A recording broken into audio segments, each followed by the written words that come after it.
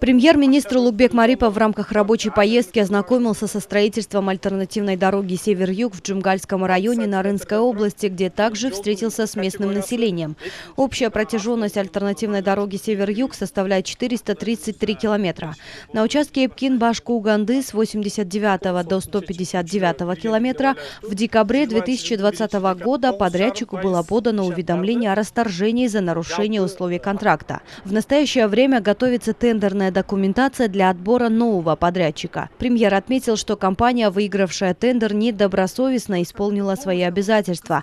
Из 70% заявленных работ за 3 года исполнено всего 9%. Будет проведен новый тендер. Строительство дороги я возьму под свой личный контроль. Перед Министерством транспорта, архитектуры, строительства и коммуникаций стоит задача ускорить работу и все завершить в срок. Министр несет за это персональную ответственность. Я лично проехался по данному участку дороги. Пыль, местами асфальт отсутствует вовсе. Страдает простой народ. Это недопустимо.